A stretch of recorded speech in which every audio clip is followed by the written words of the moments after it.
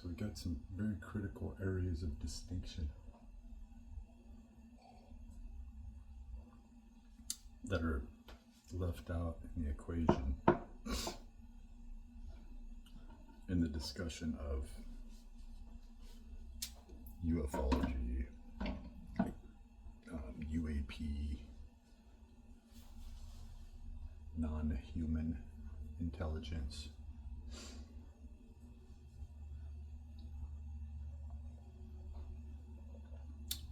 Jake Barber, another weird disinformationalist that you kind of wish you never knew about. Bizarre person. Big eyes, braggadocious. Someone who's coming off like this sort of polymath, and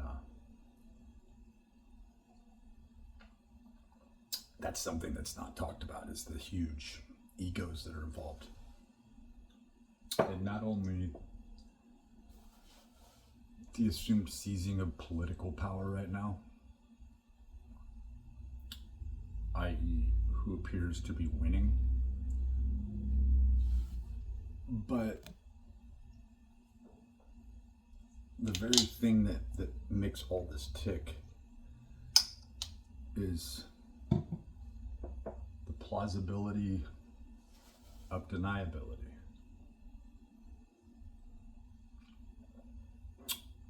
Spoiler alert, it's sex. It's sex magic. And to say sex magic, one has to distinguish and clearly identify the difference between the two. And then to look at it and go, what if neither sex nor magic or anything at all? So the plausibility comes in and it says, we need to see things in a complete and total, like Jesse Michaels likes to use this word all too much, prosaic, non-poetic sort of way, where you're looking at sheer, pure rationalism. And that is where things get weird. You can use the term liminal. That channels like Where Did the Road Go with Soraya and some others. And you can't leave out Friedrich Nietzsche and the people who've tried to use this Nietzschean philosophy because it's truth, because it's so resounding, because he could use thousands of words to describe around it because of the time he was from. And then you had to kind of fill in the blanks. That what's this guy talking about? And Michel Foucault understood this, but he was gripped, like many of us, with this strange energy that we want to leave out when things are being discussed. And what I found is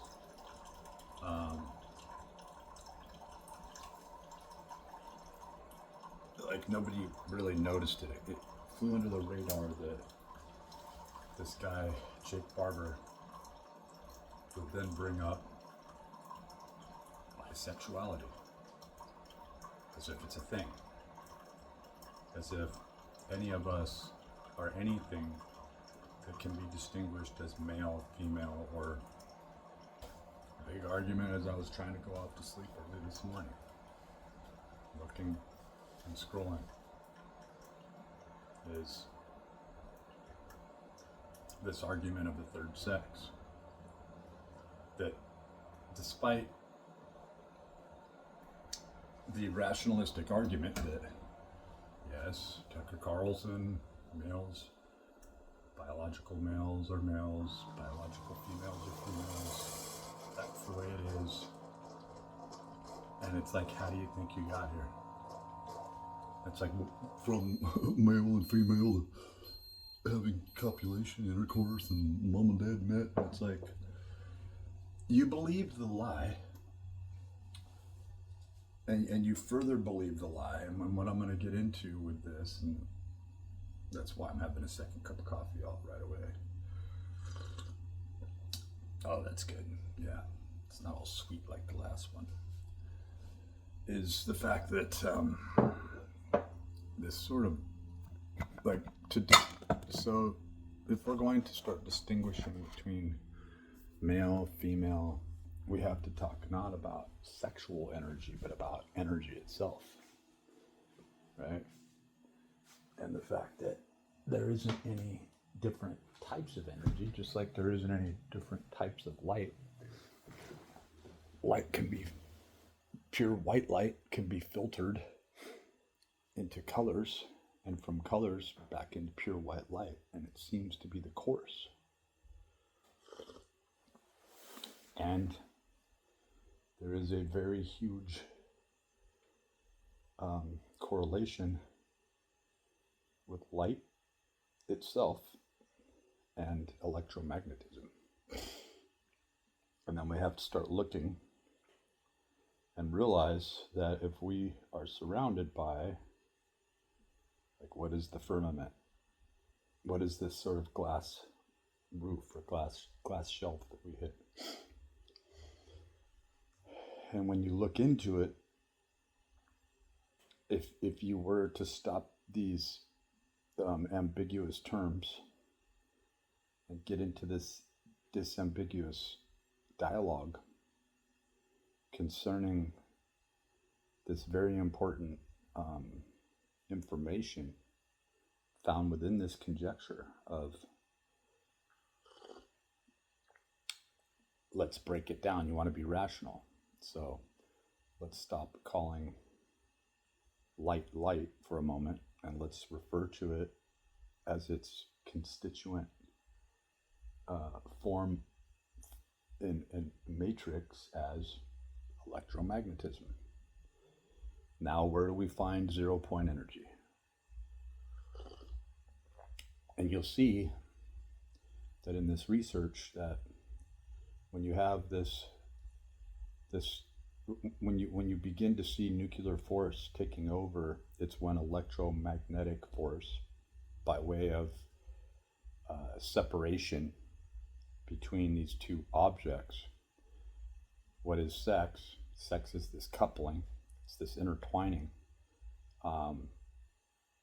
and so to modify, in some cases reduce, in other cases amplify the lesser. So you get into Solomonic traditions, magic, you get into Enochian magic, you get into the lesser and the greater rituals where we loop back around in this feedback loop, in this flat time, if you will, back to the Nietzschean order of things. And you begin to see that everything is centered around this energetic, sexualized, Dionysian, occulted, hidden, occulted, covert theme of sex, and the comfort of knowing that this is such an integral part that only the select few are able to embrace, master, understand. And how do you know it? Like, how do you know it? Well, you do know it. We all feel weird about a strange world that exists, that's insisting upon its existence. You can transform and you can change based on this in a millisecond. And the smaller the brain and the more temerity and sexual power someone feels, the more they feel entitled to go about and do that deed, or go about and be that covert. Um, you get into the whole terms of agent, provocateur, Manchurian candidate. When you don't remove the sexual, um, and it's referred to as deviance, right? But from an arcane or initiate perspective, it's the profane, right? The profane. And so if at this hierarchy of a populist tiered system, which I don't think they don't consider themselves or not considered part of the populace, because they are beyond common understanding and the common religion. And Christianity is one clear sign of, I'm sure, a series of many religions that said, it's like I was watching this video of, and people like to chuckle about this, but I was watching this video of this dog owner, shall we say, that owned a little pit bull, and he was trying to instruct that pit bull to uh, take its vitamin or take its supplement, probably medicine, without having to conceal it in peanut butter and all the other things that dog owners tend to do. And so what he thought of is, he's going to take this little puppet of a dog, and he's going to show the dog, this is me, what happens when you refuse it. And then he's doing this little pathos play for the dog, and the sway is that the dog, the little puppet dog, refuses the medicine, gets smacked on the head ever so lightly, and then the dog's like, give me the medicine, right? And that's what's happening. That's what neuro-linguistic programming is. That's what this language of light is. And that's what we experience for a moment when the slave morality and the slave yields to the great energy, the great work. What do you think distinguishes a witch? What do you think brings that so-called big dick energy, that people like to use that term, and then it phases into something else, right? There's no, when we get into, distinguishing terms, how many terms are used pejoratively and many other ways, hailing toward sexual regions or parts. And it's to make you feel uncomfortable. And this holographic universe, not to be banal or mundane in my approach, this is something that any of us can understand. And it seems strange that we can't understand such a concept, right? Because it's such an abstract concept. And that is that our bodies align perfectly, not only with the ley lines of the earthen magic, the earthen altar, but also the cosmic realms around us. And if this weren't true, then there wouldn't be any correlation with a calendric connectivity with things like horoscope,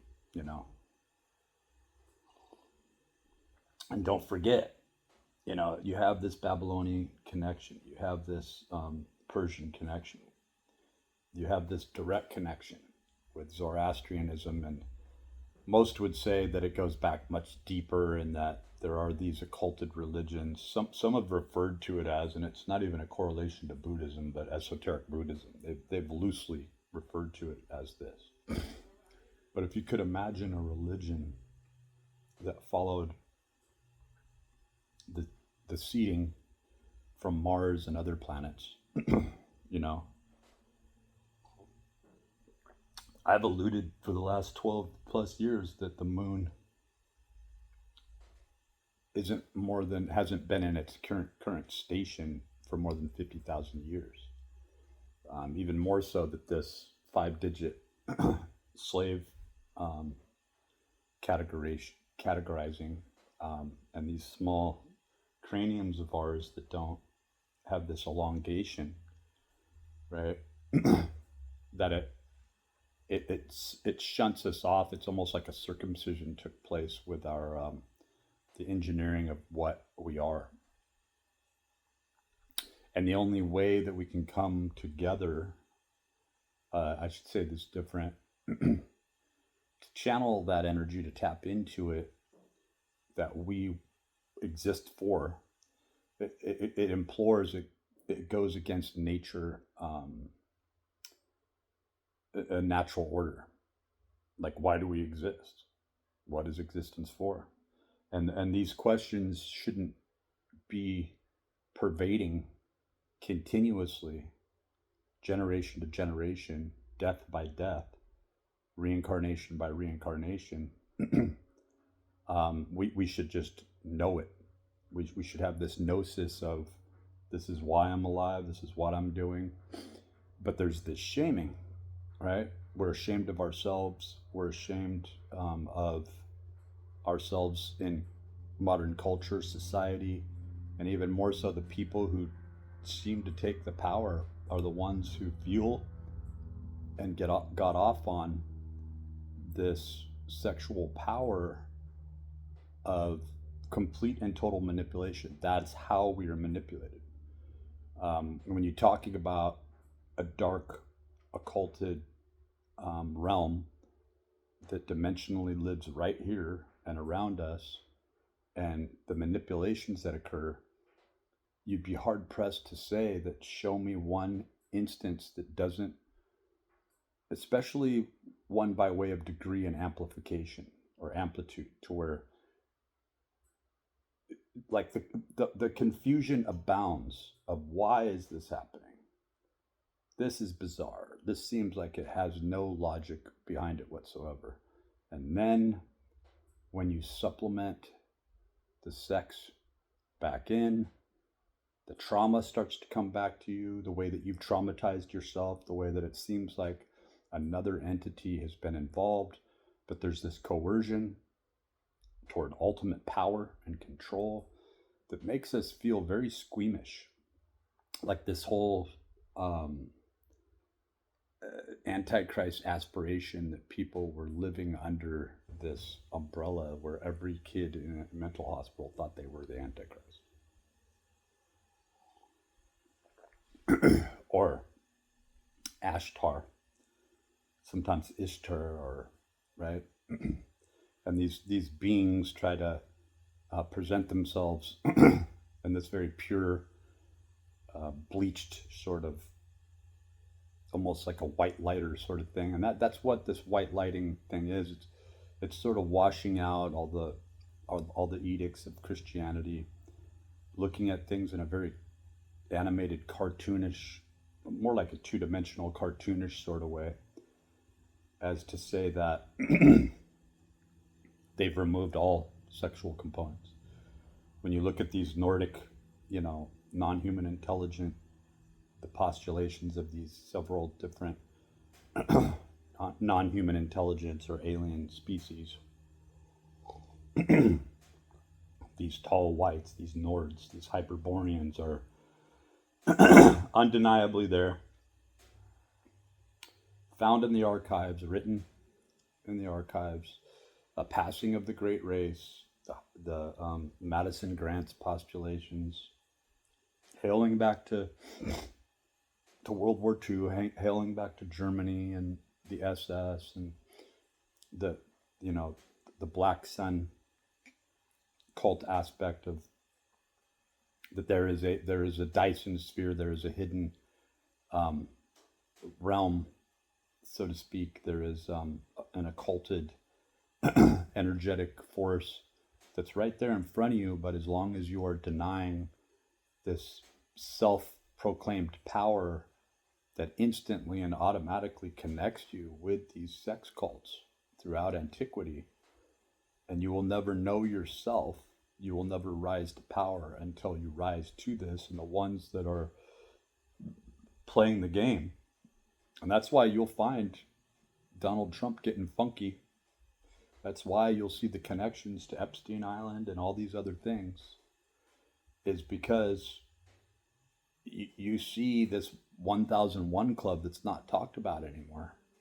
The truth about the most important revelations that Julian Assange postured and posited, which was getting to the heart of what makes these secret operations tick, what makes them work, what makes telepathy work, what makes psychical energies work, and even more so, how this energy, how this vril energy has been entered upon, bastardized, and morphed on a level of, if you want to live a normal life, if you want to live within the Masonic jungle, if you want to pretend that there is purity, and the answer is and always has been purity, but you have to be able to be a whole person, a whole energetic being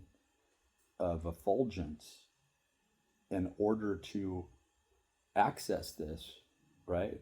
And you're talking about torsion field energy, localized. You're talking about non-Euclidean spherical mathematics. They've been discussing this. Like, what do you think the hieroglyphic monad is? It is the mechanics of how this works and these energy systems work. And you see that people who were able to go into these meditations, to transcend this, to route their own, like if you want to get into like Kundalini, if you want to get into this type of chakra energy, it's just the human mind trying to rationalize something that is so liminal and so abstract that they had to identify. And that's really what Esoteric Principles of Light is based on too. It's to take that perfect form of Metatron's cube. It's to take that bastardizing the tree of life, which I've always known is not a natural subset. And you'll get into the Mendelbrot set and all this, conjecture where you combine what I think pi-based energetics is a fantasy world, a loop, a bridge, if you will, to the past, to a false past, to a false future, and therefore living in and establishing now, in fact, layering over the now a false narrative of what is happening right now, until you end up like Alice in Wonderland. You look down and you live in an illusion, And I think there's something to this. I really do.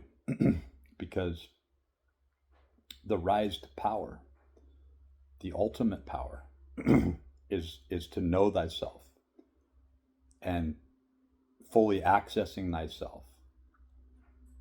And so these depictions of like when you're looking at Pan, right? And you're looking at these depictions of a god like Baphomet, a demonic sort of entity that talks through its ass. You're looking at the female in society, and let's be crude for a second. Let's just reduce this. Let's take all the superfluous measure out and say it's ass energy. I think David Bowie understood this, and I think the whole Black Star album, I think that's what it's called, right? Where you have Lazarus, and the Black Star song.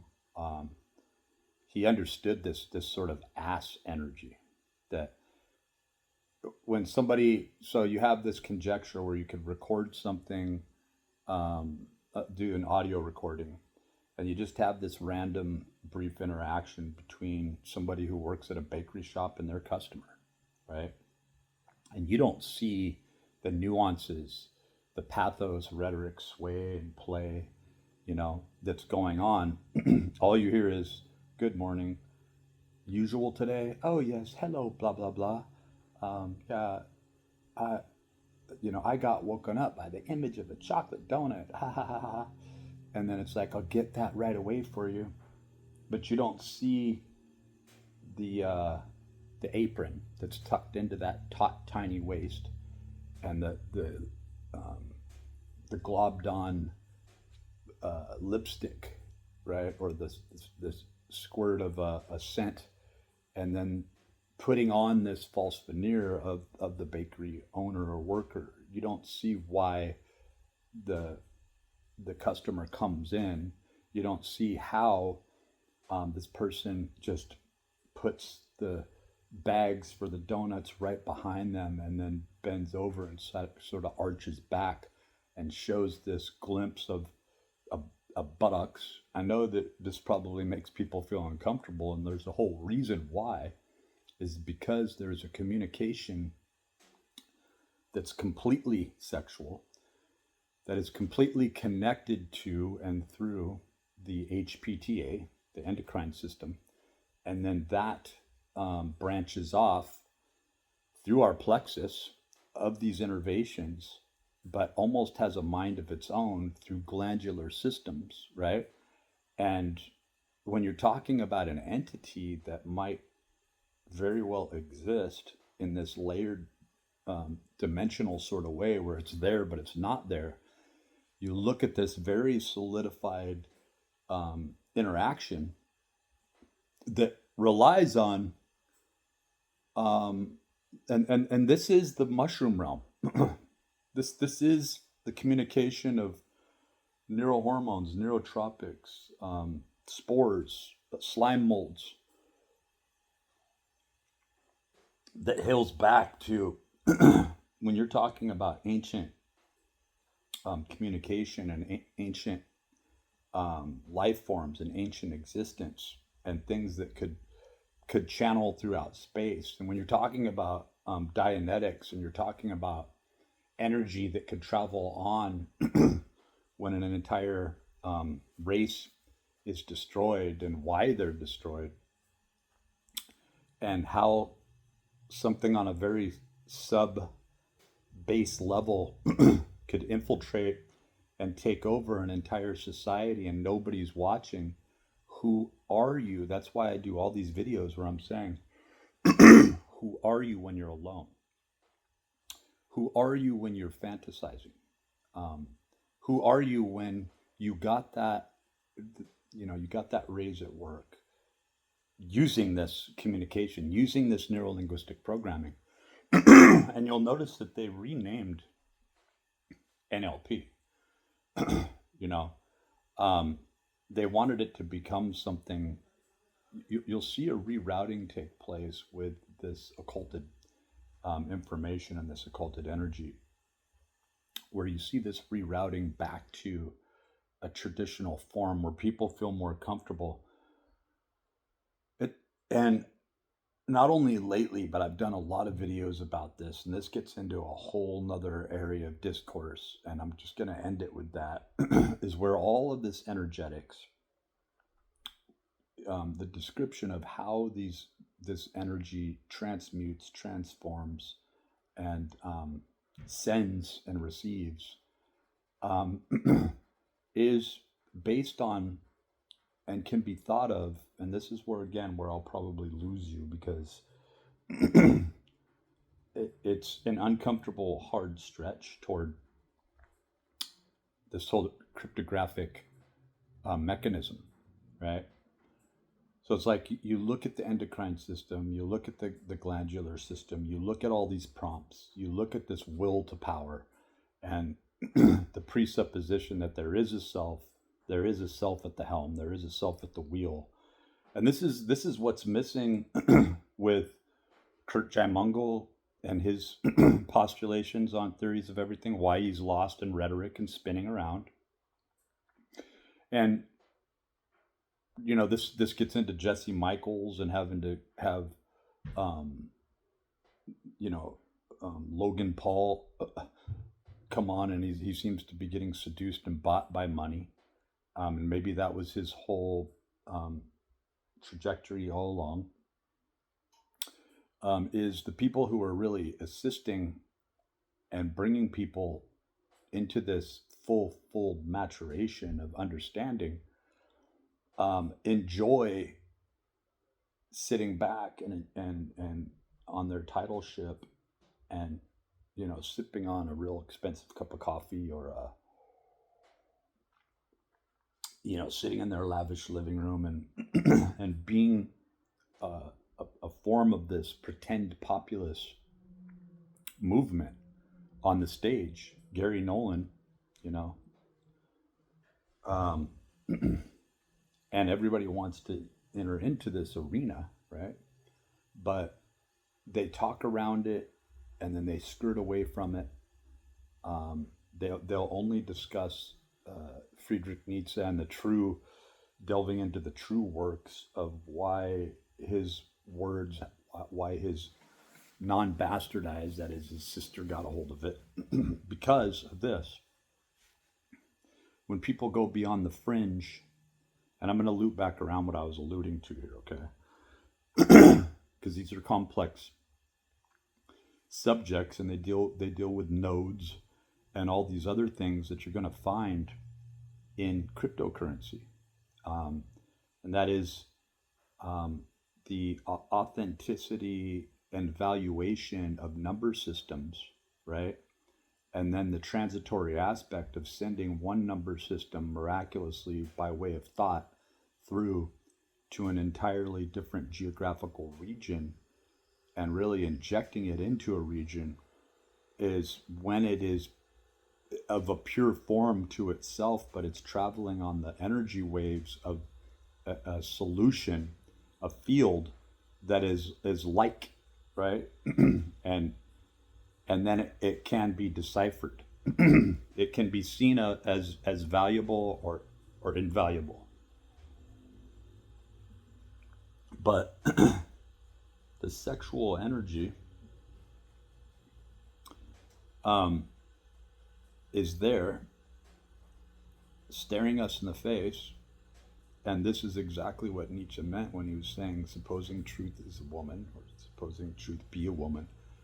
And why he alludes also to that the woman would proclaim, and I'm gonna be paraphrasing and supplementing in and saying, look, to say that technology could peek under a woman's dress and finery is when he discusses the art of concealment, and the fact that without that art of concealment, nobody would want to buy your popsicles, so to speak, until it gets real hot, right? And until you make this thing into a hotbed, is anybody going to run flock? And so we're really going to have to dumb people down.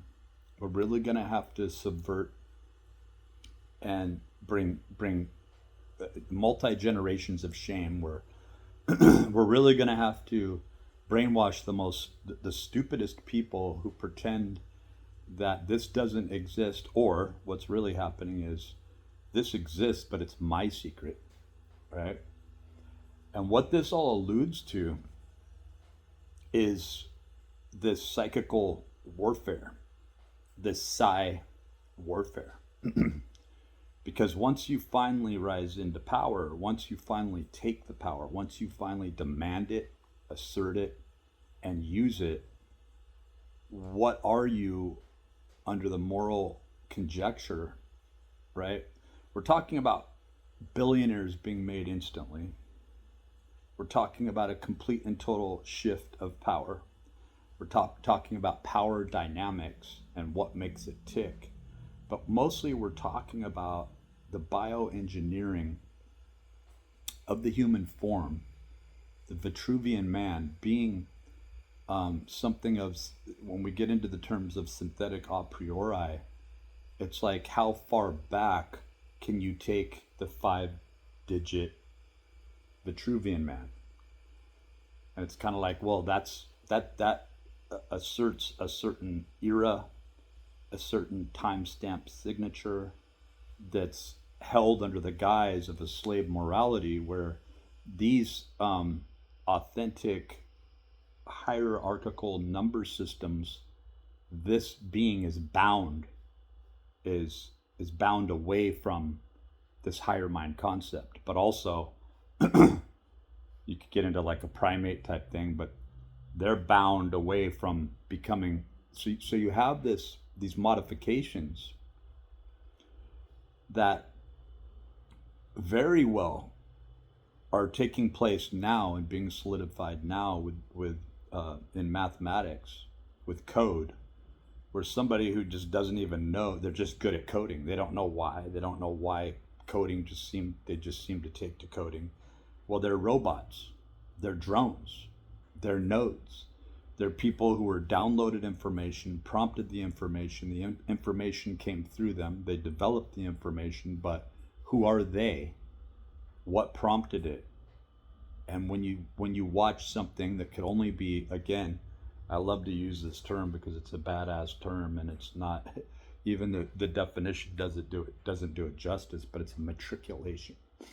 You can't leave out like the invisible college when you're talking about matriculation, and I think that word just points toward toward that. But no, it's not under the definition. In fact, there's a very feminine sway, just like distaff or distaff, to a sort of witchcraft and feminine energy with the scholastic efforts that you can't leave out John Dewey. You can't leave out the Dewey Decimal System. You can't leave out the fact that these people were very short-sighted in the discourse of their learning and their rearing, and that it alludes to what were they prior to as a number system, what arcane paths were they pulled out of, how are they being used now as an attribute, as a tool, to where you have people who really are from, and they really are developed toward a specific outcome, a specific discourse. And when you're killed off and they've done their job, and this leads into the agent provocateur, they'll go back, they'll sleep just nicely, because the haunting aspect of this that most hide throughout their entire existence than to ever rise up and to ever use their will. And the irony is, there always is that those who pretend, those who posit, those who postulate, those who posture themselves as to hold themselves in high regard, that they are this master will, oftentimes, more than often, don't employ will at all. And that's why I really get into Michael Levin's work, where he's looking at these xenobots, these anthrobots, where consciousness might start. And it's like you're going way too far as to assume that it's almost like taking our current versions, our current renditions of AI, super intelligence, general intelligence, but it really is now that they're starting to pass these intelligence tests and starting to look human from an intelligence standpoint, that it really is super intelligence, because what is removed and what the mind, so you're essentially just taking a nervous system out of a human form. You're perfecting it in such a way where all these sort of telomeric type energy signatures on a ground level are able to take in and access this information, but you're leaving out the sexualization. that inspires the energetics, the electromagnetism, to come into being, so that the thing, Frankenstein's monster, can actualize itself and thereby produce an alchemical concoction that puts it into the arena of an adjacent energy. So we're talking about how this transference, the Fulcanelli mystery, at the cathedrals, right? The inferences of gold, and like when you want to talk about prosaic, because if you ask ChatGPT about this, you're going to get some sort of inference of esotericism and a cockamamie feel good vibration. But if the GPT unit as a whole was able to even have an inkling or an understanding of what this sexual vril, eloptic chi energy really is, you would see this rerouting and this transmutation where so it's stupid. It's made like what I would call it. I would say that there is a definite machine that exists that can calculate and process this, and that when you're talking about quantum computing, this is what gives sway, gives way, gives leave toward this multi-dimensional transference of qubits and q waves and and informational photon pairing, electron storm informational channeling, instantly, near to instantly, because you get into the subset of number systems that ride on the phi or phi signature, right? Where you're only riding on the signature of perfection. You're only riding on the mathematics that understand itself and that are left for interpretation through the pi, what I call pi left-hand math, time loop or time signature that is an illusion, right? So I guess where I'll give off on this, where I'll leave off on this, and I realize that this is a very abstract notion, but it's not. Like when you go use the restroom by yourself, when you're in it, when you're working all day and you're energized, when you first close that door up at home, when you fire up that fancy car that you earned, when a woman puts on her makeup, when she puts on her dress, when she's feeling that optimal motivation, when she's connected to all those nodes in society that are going to get her onto that next level of achievement, when she's inspired by the energetics and the information that are just seem to be delivered to her, and she's riding in this so-called zone and this zonal energy that athletes cherish and relish, and that you sort of just forget about yourself and something takes over, and that thing is perfection, and that thing is making you high. And what's making you high are those excitatory amino acids, right? And you've taken on and embodied this form, and you are this form, and the outside reading, the signature of who you are and what you are, is divine, and it's being established and it's being authenticated, and your energy is authentic, and it's kind of like it's all sexual. It's 100% sexual energy.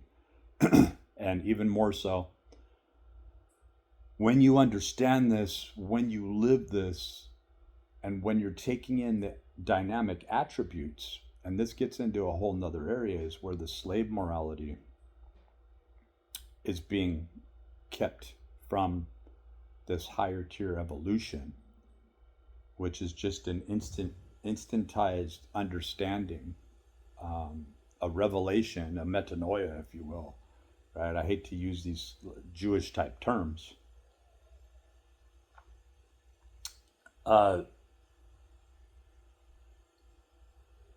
People like to go, they like to lean back on Christianity when they get to these dark, murky areas and they feel uncomfortable. And even more so, they love to deny the fact that what I'm discussing here doesn't exist at all. Even though you'll, by their fruits you shall know them, you'll look at the energy that they come about doing their interviews, talking to other people.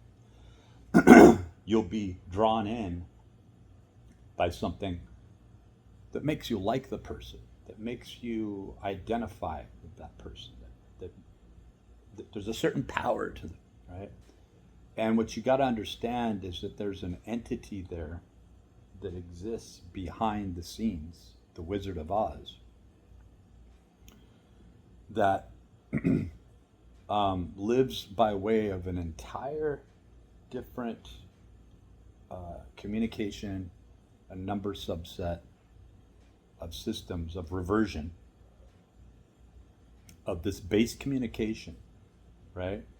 This ground floor communication that all life that we esteem as biological life, like if you ever walk into an old school like science lab and you see all the strange things that are happening inside that lab, or you know, you have these sort of slime molds and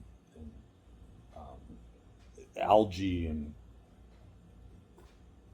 these drip systems and this communication occurring on this level where it's like, it's almost like this Lovecraft communication, right? And again, you're talking about spores, you're talking about something that you cannot see, but it's a communication of life on a very sub level,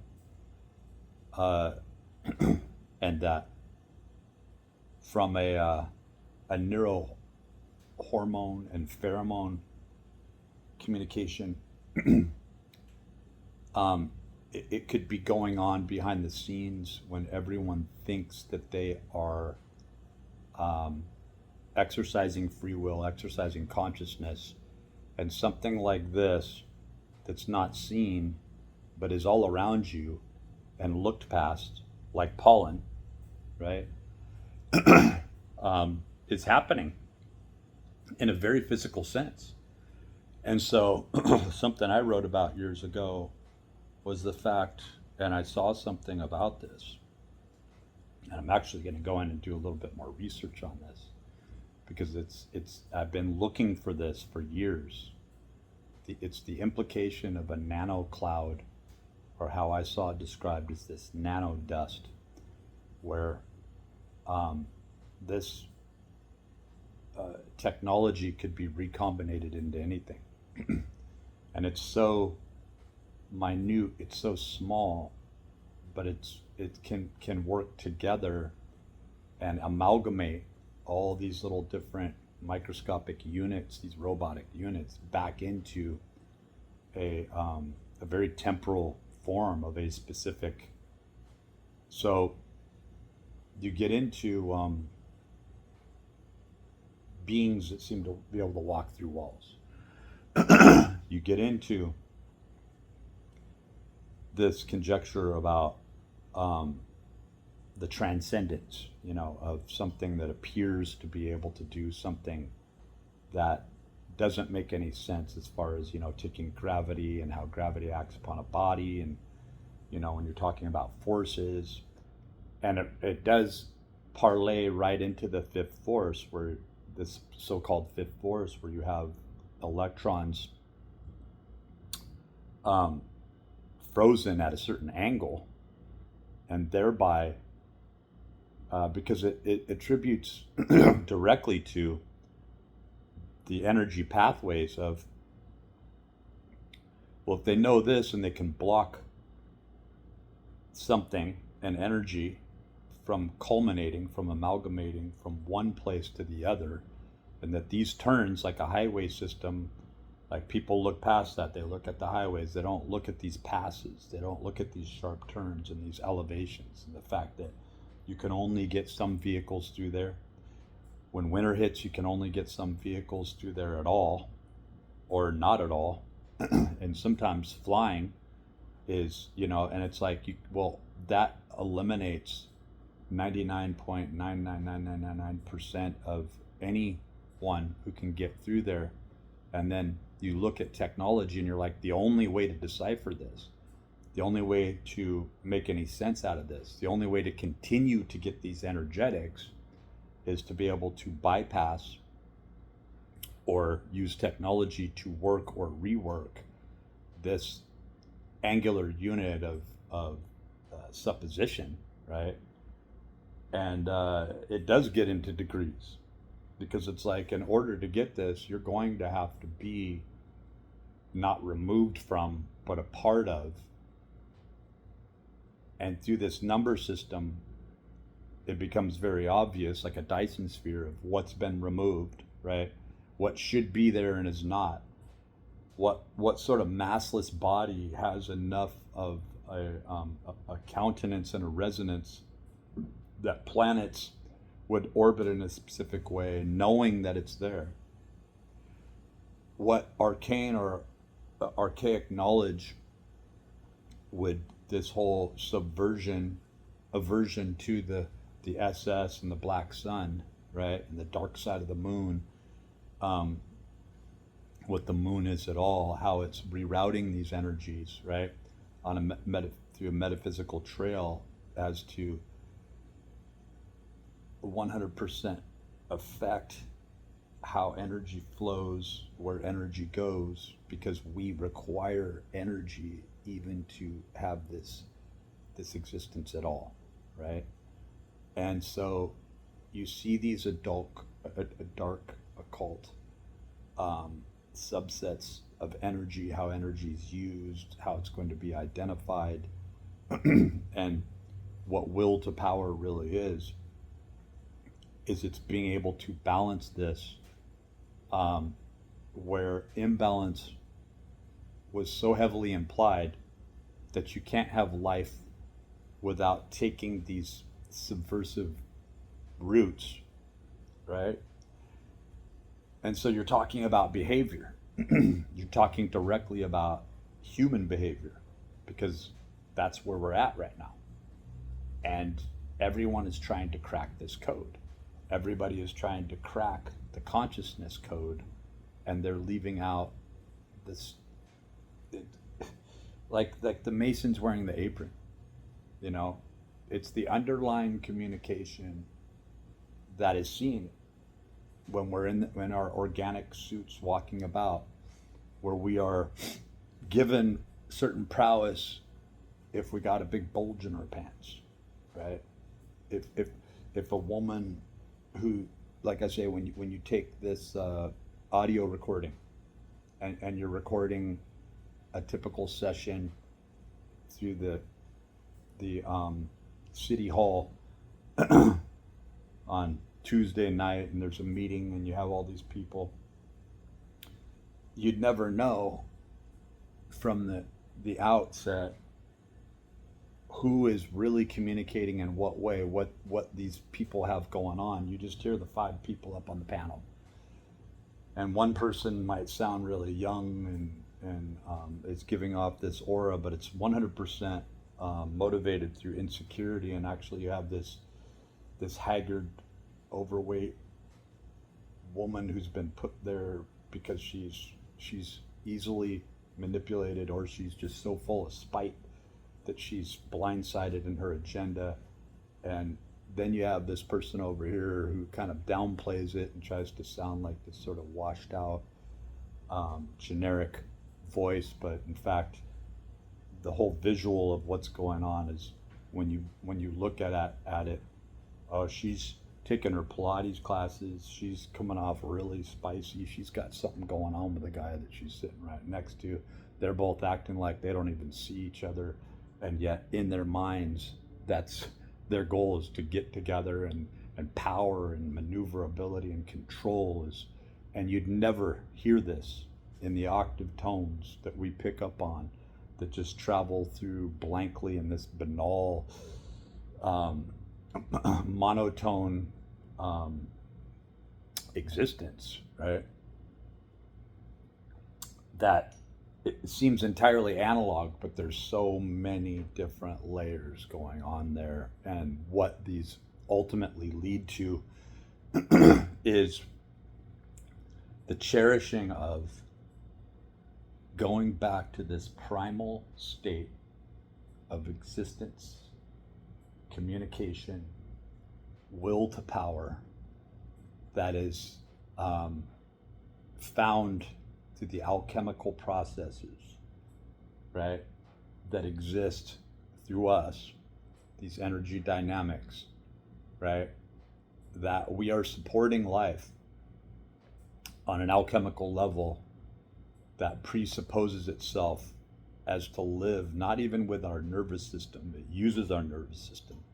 Not even through intelligence, it uses our intelligence like fingers, but it lives in, and it's not even the endocrine system. The endocrine system gives it the alchemical processes, and then sometimes has to inspire that outside in order to garner and gain this, like fingers, right? More like, arms on an octopus that has so many arms you could never count, right? And like if you're looking at a nervous system that's taken out of the human body and spread out, it's kind of like that right there through this ganglionic mass. That right there is one interpretation of an energetic unit that uses the electromagnetics, right? But then what you're really talking about is this mushroom-like existence with these masses that are set apart as nodes, like nodes, that are part of the glandular system. And I'll leave you with this, is that the Skene gland, right, and all those things based around the clitori, right, and then you have the inverted pentagram, the satanic pentagram, when you can start to look at geometrical patterns and how closely assimilated and how actions and behaviors and existence through time can reshape and reform the distance between these glandular units, right? The secretions from a dietary model to the energetic inspiration, is that when you're talking about the cart before the horse, you're talking about the things that we hold dear, such as being able to garner and gain wealth, to be able to have a lot of room around us. So we have this big, if you were to take that and backward engineer it and say something so sublevel, so subversive, that it seemed to not exist at all, but it was able to channel all these resources and energies, right, to serve itself.